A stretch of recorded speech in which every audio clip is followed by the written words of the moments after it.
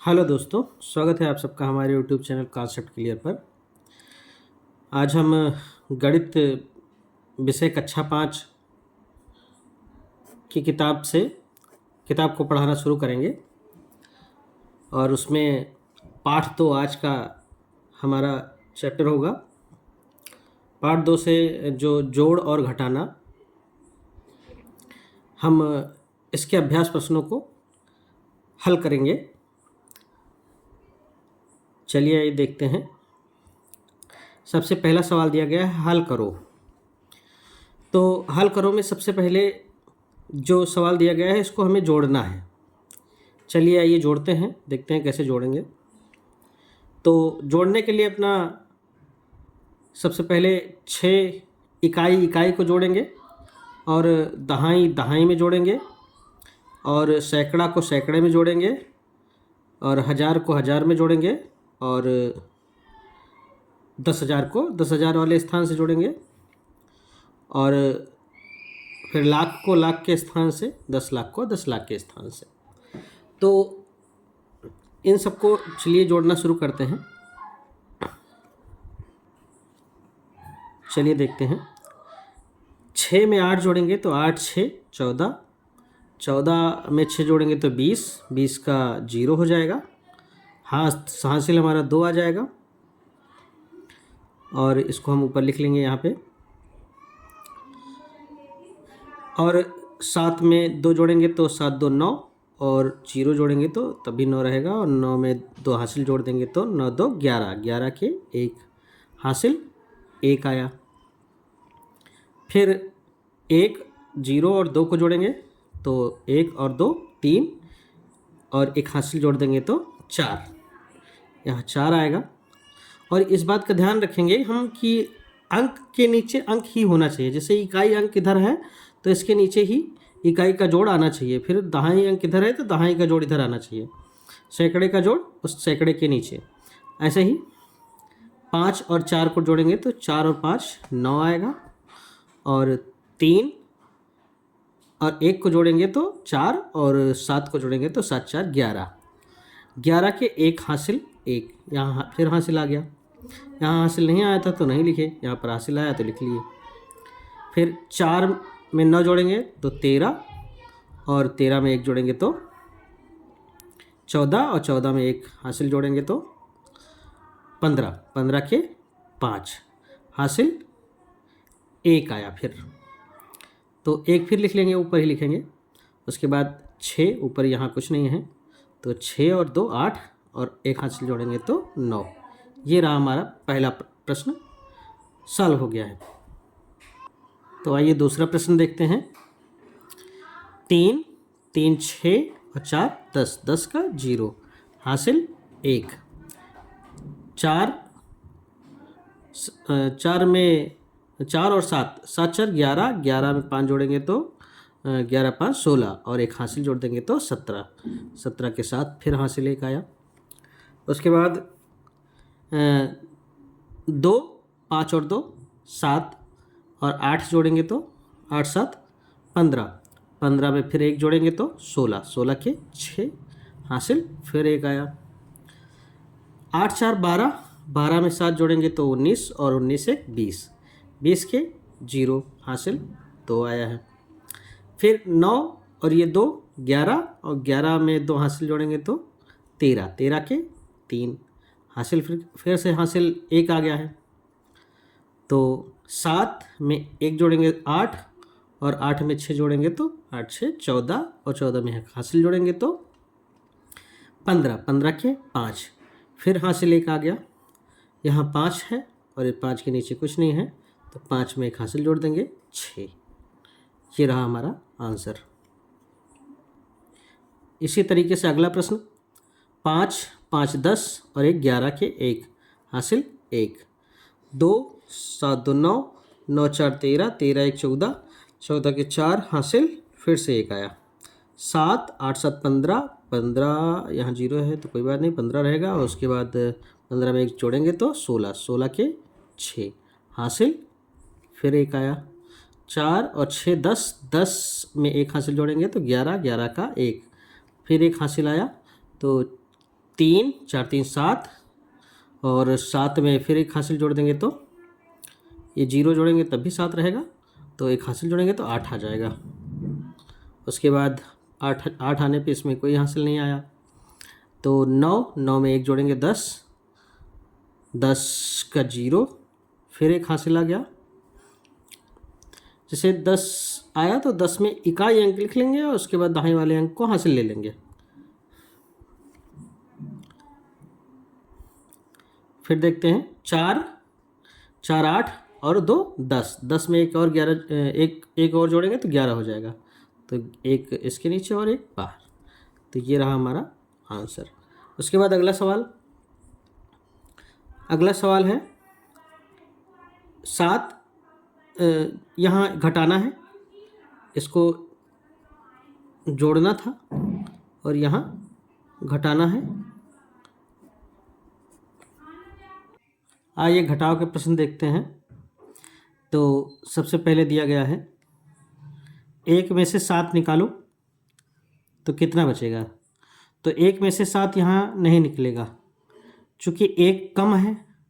अब किसी कम संख्या से ज़्यादा संख्या कैसे निकालेंगे, इसलिए बगल वाली संख्या से उधार लेंगे।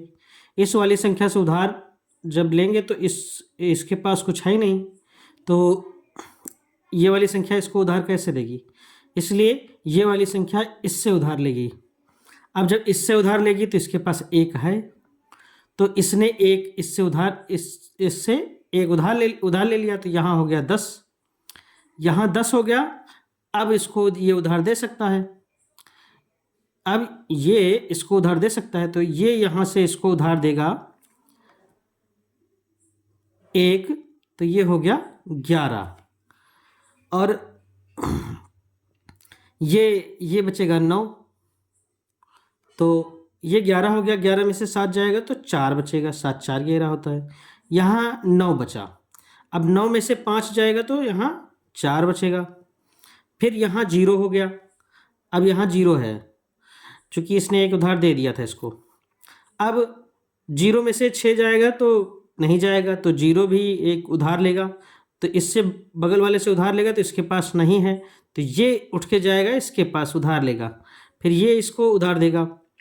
अब इसने इसको उधार दे दिया तो ये हो गया 10। अब ये इसको उधार देगा तो ये हो जाएगा कितना, यहाँ 0 है, ये तो 0 है, तो ये उसको उधार देगा तो ये हो जाएगा 10, और यहाँ कितना बचेगा, यहाँ 9 बचेगा। तो ये 10 में से 6 जाएगा तो 4 बचेगा। अब यहाँ 9 है, तो 9 में से 2 जाएगा तो 7 बचेगा, लेकिन यहाँ पे इसने इसको दे दिया था, यहाँ 0 हो गया था। अब फिर ये इससे उधार लेगा, अब इसके पास नहीं है तो ये उठेगा इससे उधार लेगा। अब ये इसको उधार देगा तो यहाँ हो जाएगा 10। अब ये क्या करेगा, इसको उधार दे देगा, तो ये यहाँ हो जाएगा 10 और यहाँ बचेगा 9। अब यहाँ 9 हो गया, यहाँ 10 हो गया, 10 में से 3 जाएगा तो 7 बचेगा। अब यहाँ 9 है, 9 में से 5 जाएगा तो 4 बचेगा। ऐसे ही यहाँ बचा है 8, अब 8 में से 1 जाएगा तो 7 बचेगा। ये रहा हमारा आंसर। अगला प्रश्न देखते हैं। तो अगला प्रश्न है 8 में से 7 जाएगा तो कितना बचेगा। तो 8 में से 7 निकल जाएगा तो 1 बचेगा। अब यहाँ 4 में से 8 जाएगा तो कितना बचेगा। 4 में से 8 नहीं जाएगा, क्योंकि 4 छोटा है, तो यहाँ से एक उधार लेगा ये, तो ये हो जाएगा यहाँ 14। अब 14 में से 8 जाएगा तो 14 में से 8 जाएगा तो 6 बचेगा। अब यहाँ बच गया है 5। अब 5 में से 5 जाएगा तो 0 बचेगा। अब यहाँ 0 में से 5 जाएगा तो नहीं जाएगा, चूँकि 0 छोटा है, तो यहाँ से एक उधार लेगा ये, तो ये हो गया 10। अब 10 में से 5 जाएगा तो 5 बचेगा। अब यहाँ बचा है 6। अब 6 में से 8 जाएगा, नहीं जाएगा, चूँकि ये 6 छोटा है, तो इसलिए यहाँ से एक उधार जाएगा इसके पास, तो यहाँ हो जाएगा 16। अब 16 में से 8 जाएगा तो 8 बचेगा। यहाँ बचा 1। अब एक में से 8 7 जाएगा, नहीं जाएगा, तो यहाँ से एक उधार जाएगा इसके पास, तो यह हो गया 11। 11 में से 7 जाएगा तो यहाँ बचेगा 4। अब यहाँ बचा है 7। अब 7 में से एक यहाँ इसको दे दिया था, 7 बचा, 7 में से 7 जाएगा तो 0 बचेगा। ये रहा हमारा आंसर। अगला प्रश्न, ऐसे ही 1 में से 2 जाएगा, नहीं जाएगा, तो यहाँ से एक उधार जाएगा इसके पास, तो ये हो गया 11। 11 में से 2 जाएगा तो 9 बचेगा, 9 2 11 होता है, 9 बचेगा। यहाँ बचेगा 1, तो 1 में से 3 जाएगा, नहीं जाएगा, तो यहाँ से एक उधार जाएगा इसके पास, तो एक उधार जाएगा तो यहाँ हो जाएगा 11। 11 में से 3 चला जाएगा अब, तो 8 बचेगा। 8 3 11 होता है, 8 बचेगा। 11 में से 3 जाएगा तो 8 बचेगा। अब यहाँ बचेगा 2।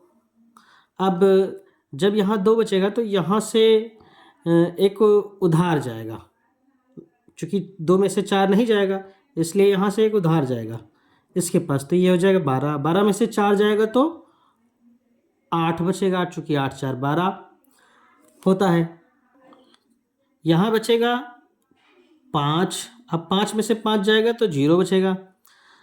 अब यहाँ बचेगा, हाँ ठीक है, यहाँ तो यहाँ उधार दिया नहीं है, तो अब यहाँ 4 में से 8 जाएगा, नहीं जाएगा, तो यहाँ से एक उधार जाएगा 4 के पास, तो ये हो जाएगा 14। 14 में से 8 जाएगा तो 6 बचेगा। और यहाँ बचेगा 7। 7 में से 7 जाएगा तो कितना बचेगा, 0। अब यहाँ बचा 5, यहाँ 5 है तो 5 में से 2 जाएगा तो 3 बचेगा। ये रहा हमारा आंसर। इसके बाद अगला प्रश्न देखते हैं। अगला प्रश्न है, दो संख्याओं का अंतर इतना है 99,673, तो छोटी संख्या 36,200, नहीं ये तो ज़्यादा हो गया, हाँ ठीक है, तो ये हो गया 3,62,781। छोटी संख्या इतनी है, तो बड़ी संख्या होगी। ऑप्शन दिया गया है, ऑप्शन का, ऑप्शन खा, ऑप्शन ग, ऑप्शन घा, तो ये 4 ऑप्शन दिए गए हैं, इसमें बतानी है कि कौन सी संख्या बड़ी संख्या है। तो सबसे पहले दिया गया 2 संख्याओं का अंतर। 2 संख्या का अंतर मतलब पहली संख्या, पहली, चलिए लिख लेते हैं, पहली संख्या माइनस दूसरी संख्या बराबर 99,673। ये इसका अंतर है। अंतर मतलब होता है घटाना। इन दोनों को घटाने के बाद कितना आएगा, बड़ी संख्या और छोटी संख्या को घटाने के बाद कितना आएगा, ये हमें बताना होता है। तो पहली संख्या मान लेते हैं ये बड़ी है और ये छोटी है, तो चलिए देखते हैं। अब जब बड़ी संख्या से छोटी संख्या को घटाएंगे तभी तो अंतर आएगा, तो ये अंतर है। चलिए देखते हैं फिर। तो पहली संख्या मान लीजिए, दूसरी संख्या यहाँ लिख लेते हैं। इसी प्रकार अगर हमें बड़ी संख्या ज्ञात करनी है, जैसे बड़ी संख्या हमें ज्ञात करनी है, तो इस छोटी संख्या को इस तरफ ले जाएंगे।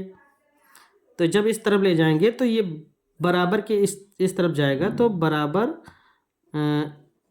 99,673, और ये इधर जाएगा तो इधर हो जाएगा प्लस में, प्लस छोटी संख्या, छोटी। तो अब जब इसको इसमें जोड़ देंगे तो यहाँ आ जाएगा हमारी बड़ी संख्या। अब ये दिया गया है 99,673 प्लस 3,62,781। इन दोनों को जोड़ देंगे तो हमारे पास बड़ी संख्या आ जाएगी। तो बड़ी संख्या बराबर, तो इकाई को इकाई में जोड़ते हैं, दहाई को दहाई में, तो इकाई इसकी ये है और इसकी ये है, तो 1 और 3 4 हो जाएगा, और 8 और 3, 8 और 7, 8 में 7 जोड़ेंगे तो 8 और 7 हो जाएगा 15, 15 के 5 हासिल 1 आया, और 2 2 हमारा 1000 के स्थान पे, तो 1000 के स्थान पे यहाँ दिया गया है, नहीं 2 नहीं, यहाँ 7, अभी तो 1 जोड़ा, 3 1 4, और 8 और 7, 15 के 5 हासिल 1 आया। अब 7 को 6 से जोड़ेंगे तो 7 6 13, 13 में 1 जोड़ देंगे तो 14, हासिल को जोड़ दिए। अब फिर 1 हासिल आ गया, अब 1 फिर हासिल आ गया, तो चलिए 1 हासिल यहाँ लिख लेते हैं। 2 को 9 में जोड़ेंगे, 9 2 11, और 1 हासिल जोड़ेंगे तो 12 के 2, फिर 1 हासिल आ गया। अब 6 को 9 में जोड़ेंगे तो 6 और 9 15, 15 में 1 हासिल जोड़ेंगे तो 16, 16 के फिर से 6 आ जाएंगे, और उसके बाद 3, इसके स्थान पर यहाँ कुछ नहीं है तो इसलिए 3 में 1 हासिल जोड़ देंगे तो ये हो गया 4। चूँकि इसमें 6 और 9 15 और 1 16 जोड़े थे तो 16 के 6 और 1 16 वाला 1 हासिल 3 में जोड़ दिए तो 4 हो गया। ये रहा हमारा बड़ी संख्या। अगला प्रश्न है, राजेश के पास 15 लाख रुपए थे, उसने ज़मीन खरीदने में इतने पैसे, हाँ ये हो गया 8,46,46,000 खर्च कर दिए, तथा मकान बनवाने में 2,59,695 रुपये खर्च किए, उसके पास कितने रुपये शेष बचे? तो आइए देखते हैं। ज़मीन में यहाँ आंसर लिखेंगे। ज़मीन में उसने 8,46,000 पैसे खर्च किए, और उसने मकान में उसने 25, 96, 95 इतने पैसे खर्च। तो ज़मीन में इतने पैसे खर्च किए, मकान में इतने खर्च किए, ये रहा खर्च और ये रहा खर्च। तो टोटल खर्च उसने कितने किए? कुल खर्च उसने 5, इनको जोड़ देंगे आ जाएगा 5 9 6, और 9 6 15 के 5 हासिल 1, 4 5 4 9 1 10 के 0 हासिल 1, और 8 1 9 9 2 11, यहाँ आएगा 11। तो ये कुल खर्च हो गया इसका 11,05,695 कुल खर्च हो गया। अब राजेश के पास पैसे कितने थे? तो राजेश के पास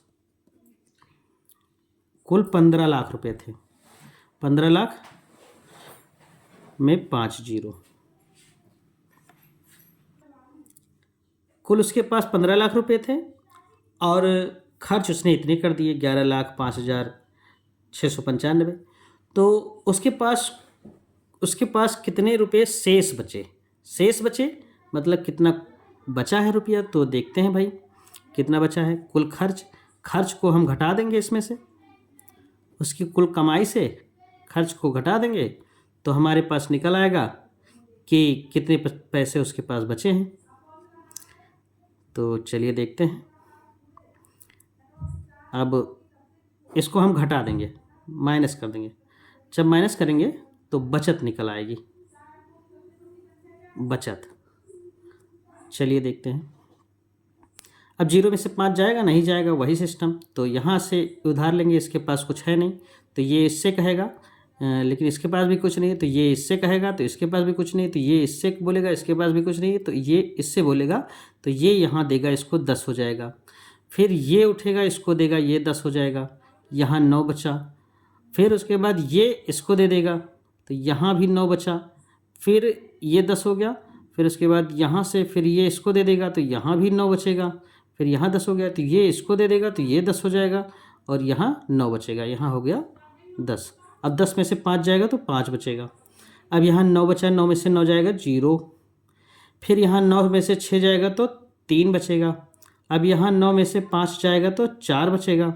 अब यहाँ 9 में से 0 जाएगा तो 9 ही आएगा, और यहाँ पे 4 बचा है। 4 में से 1 जाएगा तो 3 बचेगा, 1 में से 1 जाएगा तो 0। अब ये इसकी टोटल बचत है, कुल बचत ये निकली है। चलिए अगला प्रश्न देखते हैं।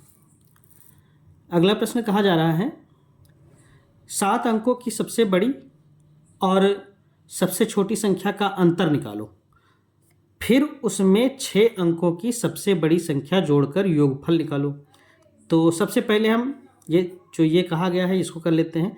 7 अंकों की सबसे बड़ी और सबसे छोटी संख्याओं का अंतर। तो 7 अंक की सबसे बड़ी संख्या लिखते हैं। तो आंसर में 7 अंक की सबसे बड़ी संख्या, 7 अंक की सबसे बड़ी संख्या लिखेंगे।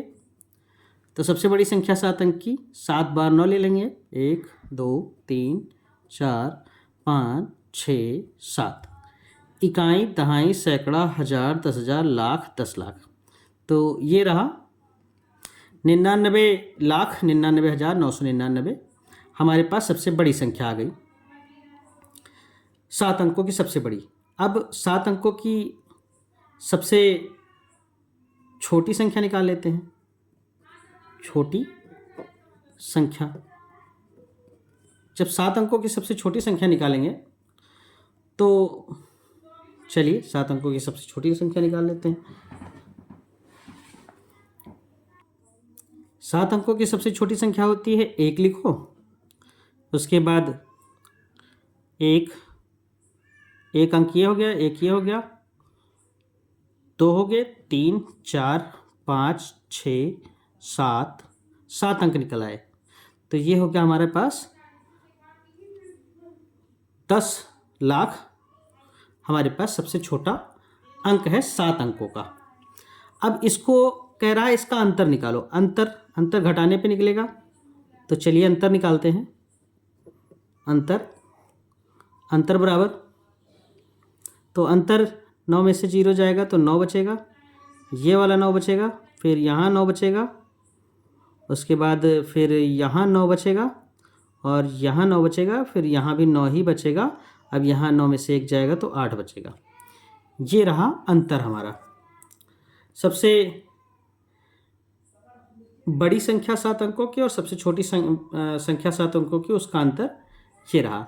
अब क्या कहा जा रहा है, उसमें 6 अंकों की सबसे बड़ी संख्या जोड़कर योगफल निकालो।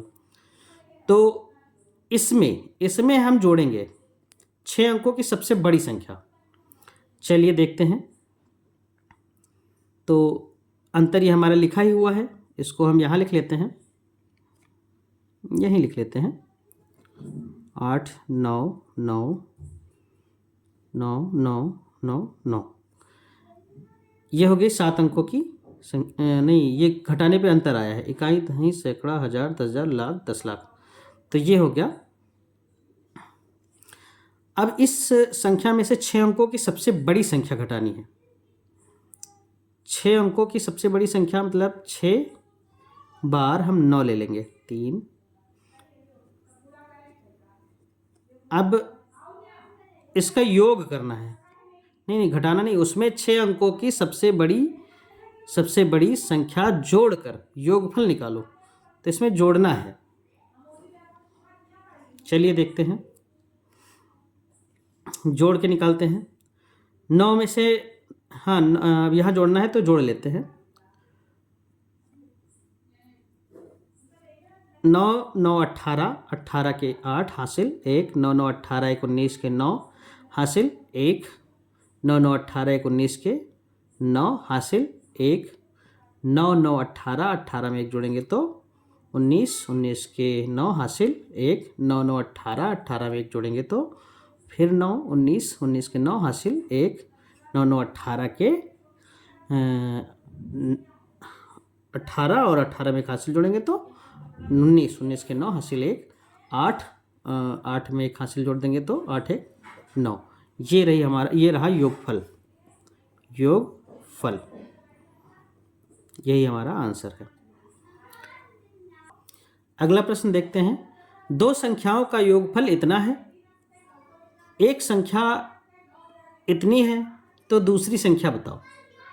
एक संख्या इतनी है और दूसरी बतानी है, तो योगफल चलिए देखते हैं। दो संख्याओं का योगफल, तो पहली संख्या को हम लिख लेंगे फर्स्ट प्लस सेकंड। दो संख्याएं हैं, इनका योगफल जोड़ दिए तो हमारे पास ये आ गया। ये हमारे पास योगफल आ गया। तो अब हम एक संख्या ये दी गई है तो दूसरी संख्या ध्यान देनी है। मान लेते हैं ये सेकंड संख्या है, दूसरी संख्या है। ये अगर दूसरी संख्या है तो दूसरी संख्या इधर जाएगी, तो इसका इधर जाने पे चिन्ह बदल जाता है। जब बराबर के कोई भी संख्या बराबर के इस तरफ जाएगी तो उसका चिन्ह बदल जाएगा, या इधर जो संख्या रखी होगी वो इस तरफ आएगी तो उसका चिन्ह बदल जाएगा। ये इधर प्लस में है, उधर जाएगी तो माइनस में हो जाएगी। अगर इधर माइनस में होती, इधर जाती तो प्लस में हो जाती, या इधर से इधर आएगी तब भी यही होगा। प्लस अगर प्लस में है तो इधर आएगी तो माइनस में हो जाएगी, अगर इधर माइनस में है तो इधर आएगी तो प्लस में हो जाएगी। ऐसे ही अगर यहाँ गुणे में होती तो यहाँ जाती तो भाग में हो जाती, और यहाँ भाग में होती तो यहाँ जाती तो गुणे में हो जाती। ये पक्षांतर का नियम है। चलिए देखते हैं। पहली संख्या हमारे पास फर्स्ट सेकंड संख्या के लिए ये संख्या दी गई है, इधर जाएगी तो सेकंड संख्या इसमें माइनस हो जाएगी, क्योंकि इधर प्लस थी, उधर जाएगी तो माइनस हो जाएगी। अब पहली संख्या निकाल लेते हैं। इस संख्या में से इसको घटा लेते हैं। 38, 46, 4, 13। चलिए आइए देखते हैं। अब यहाँ भी वही चीज़, इसको ऐसे लिख के देख लेते हैं, ज़्यादा अच्छा रहेगा। 86, 93, 201, समझना आसान रहेगा आप लोगों के लिए। 4, 46, 38। अब इसको घटा लेंगे तो एक में से 3 जाएगा, नहीं जाएगा, तो इससे उधार मांगेगा, इसके पास नहीं है तो ये इससे मांगेगा, तो इसके पास से ये जाएगा तो यहाँ हो गया 10। अब यहाँ से एक उधर जाएगा तो ये हो गया 11, और यहाँ बचा 9, यहाँ बचा 1, तो 11 में से 3 जाएगा तो यहाँ बचेगा 8, और यहाँ 9 में से 1 जाएगा तो यहाँ भी 8 बचेगा, और यहाँ 1 है, 1 में से 4 जाएगा तो कुछ नहीं, यहाँ से एक उधार जाएगा इसके पास तो ये हो गया 11, 11 में से 4 जाएगा तो 7 बचेगा, और यहाँ बचेगा 2, 2 में से 6 जाएगा, नहीं जाएगा तो यहाँ से एक उधार जाएगा तो इसके पास हो गया 12, 12 में से 6 जाएगा तो 6 बचेगा। उसके बाद यहाँ 9 के पास बचेगा 8, 8 में से 4 जाएगा तो 4 बचेगा, और यहाँ 6 है तो 6 से 8 नहीं जाएगा तो यहाँ से उधार ले लेंगे 6 में, यहाँ हो गया 16, 16 में से 8 जाएगा तो 8 बचेगा। अब यहाँ बचा 7, 7 में से 3 जाएगा तो 4 बचेगा। ये रहा हमारा आंसर, 48, 46, 788। तो इस तरीके से हम इस प्रश्न को सॉल्व कर लेंगे। ये हमारा आंसर था। चलिए आइए देखते हैं दूसरा प्रश्न।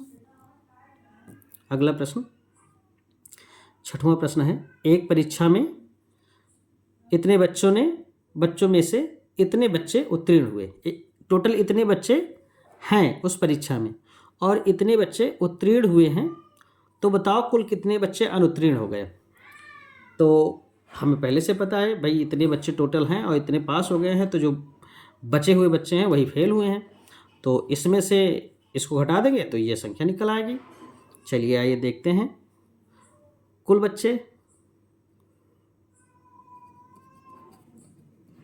परीक्षा में कुल बच्चे, परीक्षा में कुल बच्चे हैं 27, 84, 72।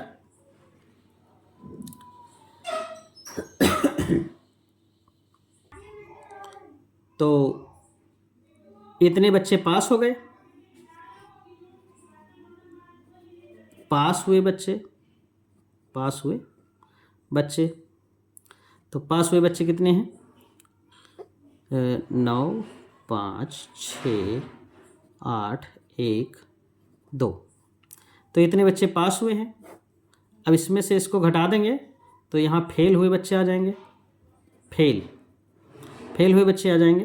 तो यहाँ से 2 में से 9 जाएगा, नहीं जाएगा तो यहाँ से उठा लेंगे, यहाँ हो गया 12, 12 में से 9 जाएगा तो 9, 3, 12, मतलब 3 आएगा यहाँ। और उसके बाद यहाँ बचेगा 6, 6 में से 5 जाएगा तो 1 बचेगा। यहाँ 4 है, 4 में से 6 नहीं जाएगा तो यहाँ से उठा लीजिए 14, 14 में से 6 जाएगा तो 8 बचेगा। और यहाँ बचा 7, 7 में से 8 नहीं जाएगा तो यहाँ से उधार ले जाएंगे, यहाँ हो गया 17, 17 में से 8 जाएगा तो 17 में से 8 जाएगा तो बचेगा हमारे पास 9। 17 में से 8 जाएगा तो 9 बचेगा। अब यहाँ बचा 6, 6 में से 1 जाएगा तो 5 और 2 में से 2 जाएगा तो 0। टोटल बच्चे हमारे पास इतने फेल हो चुके हैं, 59,813 फेल हो गए। अगला प्रश्न देखते हैं। 7वां प्रश्न है, एक गोदाम में इतनी बोरियां, टोटल 5,06,537 बोरियां चावल की और 24,68,136 बोरियां गेहूं की और 54,32,451 बोरियां चीनी की हैं। तो बताओ गोदाम में कुल कितनी बोरियां हैं? तो इतनी बोरियां चावल की हैं, इतनी गेहूं की हैं और इतनी चीनी की हैं। चीनी, चावल और गेहूं, तो कुल कितनी है? गोदाम तो पूरा भर गया। अब चलो देखते हैं गोदाम कितना भर गया गोदाम।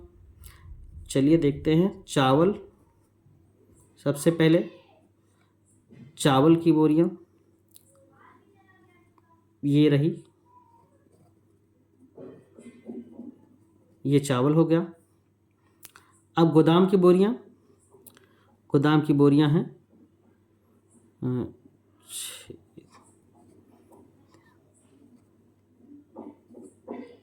64,4,2।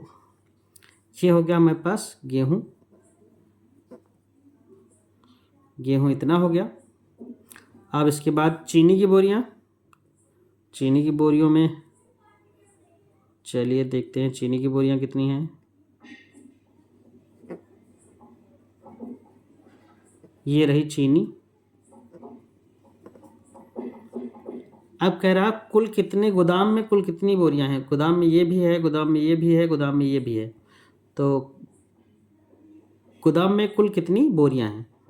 कुल बोरियां, कुल बोरियां निकालनी है टोटल। तो इन सबको जोड़ देंगे, बस कुल बोरियां आ जाएंगी। 6 में 1 जोड़ेंगे 7 हो जाएगा और 7 में 7 जोड़ेंगे तो 14, 14 के 4 हासिल 1। 3, 3, 6, 6, 5, 11 और 11, 1, 12 के 2 हासिल 1। 5, 1, 6, 4, 10 और 10, 1, 11 के 1 हासिल 1। 6, 8, 6, 14, 14, 2, 16, 16, 1, 17 के 7 हासिल 1। 6, 3, 9, 9, 1, 10 के 0 हासिल 1। 4, 4, 8, 5, 13, 13, 1, 14, 14 के 4 हासिल 1। ऊपर कुछ नहीं है तो 2, 5, 2, 7 और 7, 1, 8। ये गोदाम में टोटल इतनी बोरियां हैं। इसको 84,07,124 बोरियां हैं। वीडियो आप सबको अच्छा लगा हो, इसी तरीके से आगे की प्रश्नावली चलती रहेंगी, इसलिए चैनल को लाइक एंड सब्सक्राइब कर लीजिए, जिससे आपको कक्षा 5 की पूरी गणित पढ़ा सकूं या पढ़ी जाए, हम सब साथ में मिलकर पढ़ते हैं। चलिए ठीक है, आज के लिए इतना ही। वीडियो पसंद आया है तो लाइक एंड सब्सक्राइब कीजिए। धन्यवाद।